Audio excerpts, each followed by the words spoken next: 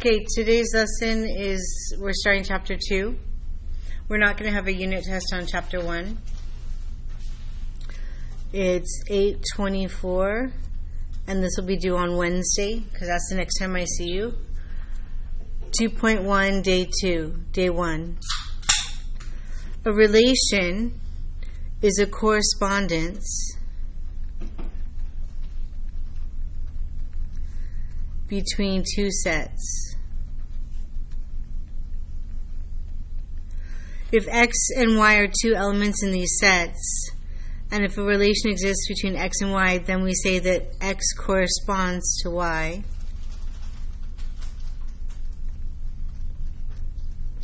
Or that Y depends on X, and we say X corresponds to Y with an arrow.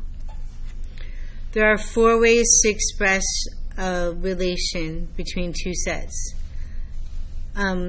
One is an equation.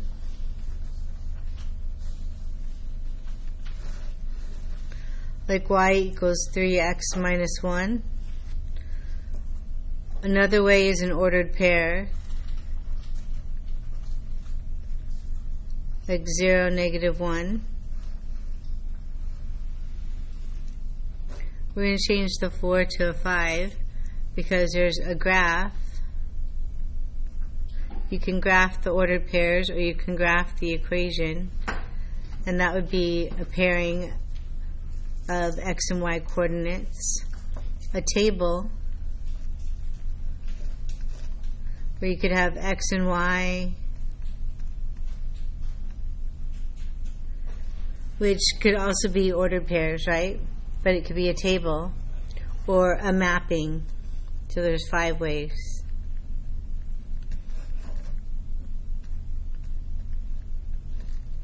So you have 0, 1, 2, negative 1, 2, 5. 0 is mapped to 1, 1 is mapped to 2, 2 is mapped to 5. Oops, sorry, you can't see that. There. A mapping.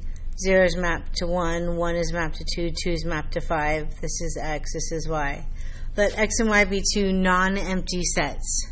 A function from X to Y is a relation that associates with each element of X exactly one element of Y. So each element of X is associated with exactly one element of Y. In other words, no input has more than one output.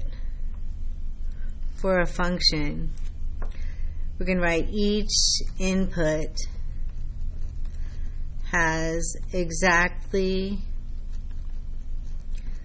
one output. Each input has exactly one output. The domain of the function, the domain is the set of all inputs. All the x's, that's the domain. The range is the set of all outputs. All the y's. So if this x goes to this y and a different x goes to the same y, it's okay. This x goes to that y. But if this x right here went to this 2 different y's, then it wouldn't be a function because each input has exactly one output. Put a star by that.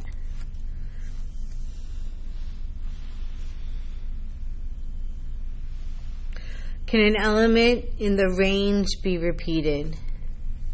For example, can a function contain 2, 4, and 3, 4? Why or why not? So if you have 2 and 3 and we have a 4, and the 2 goes to the 3 to the 4 and the 3 goes to the 4, does each input have exactly one output? Yes, it's called many to 1 because there's many x's going to one y. So no input has more than one output. Each input has, so we're going to write yes to the question. Each input has exactly one output.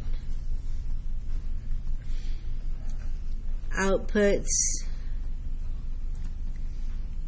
can be repeated. Inputs cannot be repeated, but outputs can be repeated. So the x has to be faithful to the y, but the y can cheat on the x in a function. Determine whether a relation represents a function. Determine if the following relations represents a function. If the relation is a function, then state its domain and range. So if we look at this, see how this goes to this, and this goes to this, and this goes to this, and this goes to this? This is 1 to 1.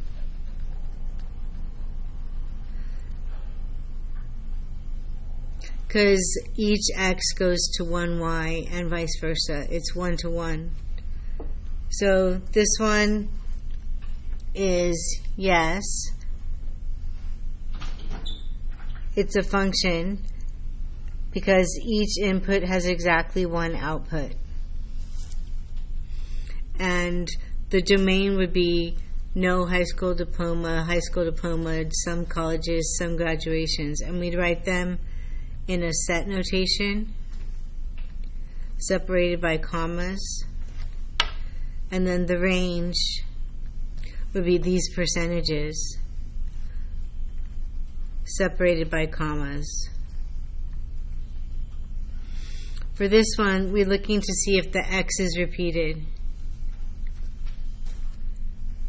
So there's a 2 and there's a 2. So it's not a function. And this is how we write our answer. The input 2 has two outputs, 3 and -1. You're very specific about why it's not a function. This one we're looking -2, 4, 3, and 2. So yes, it is. Each input has exactly one output.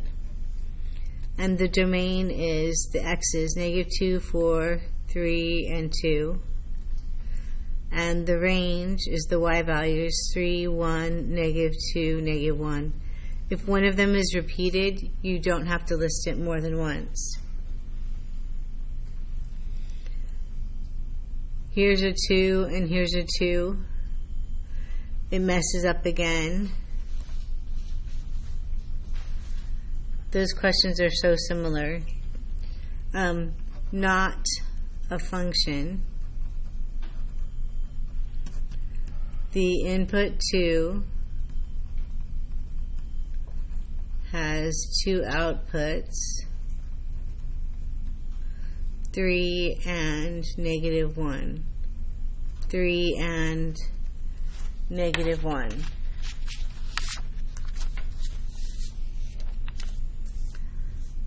Determine whether an equation represents a function.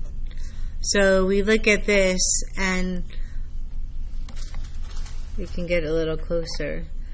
This is in what form?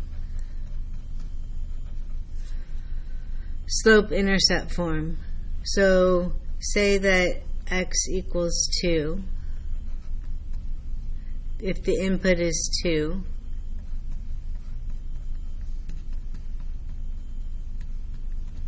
we get -4, one output. One output from one input. It's a linear function. So it is a function because each input has exactly one output. You put one input in and the output comes out just one output. Here's this one. We're going to solve for y.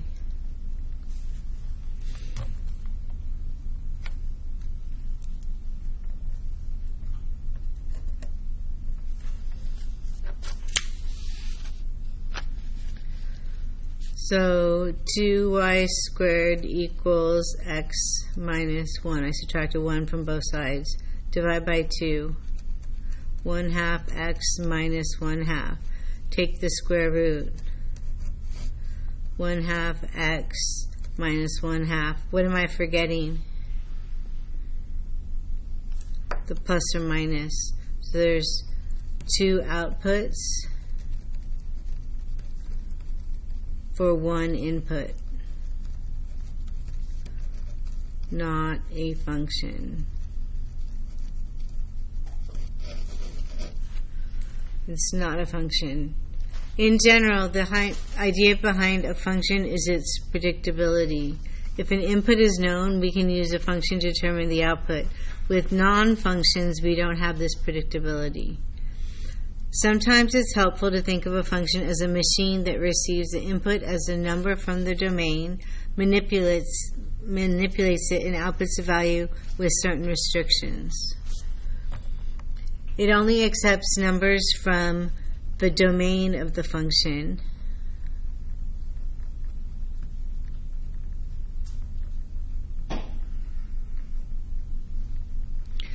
For each input, there is exactly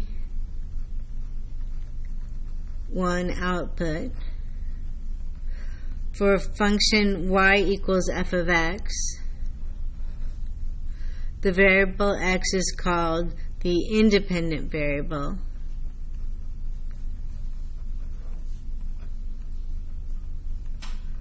Because it can be assigned to any of the numbers in the domain. The y variable is called the dependent variable.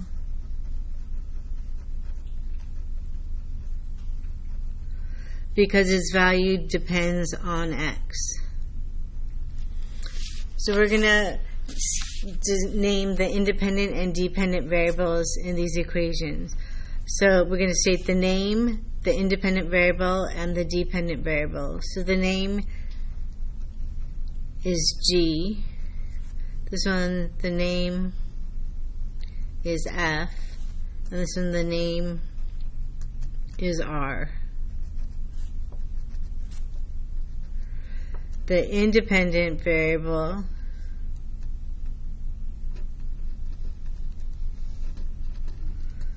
is X.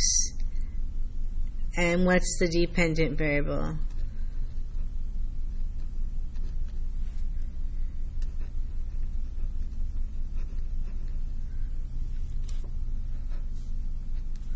Y.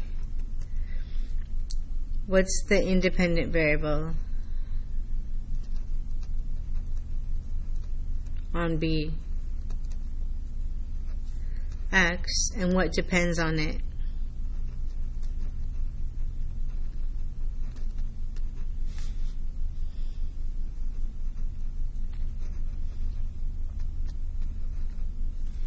This one's a little different. What's the independent variable?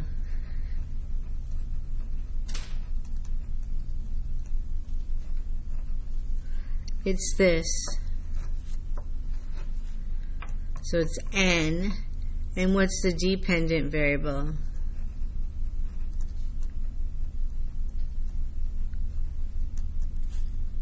This is the dependent variable. P.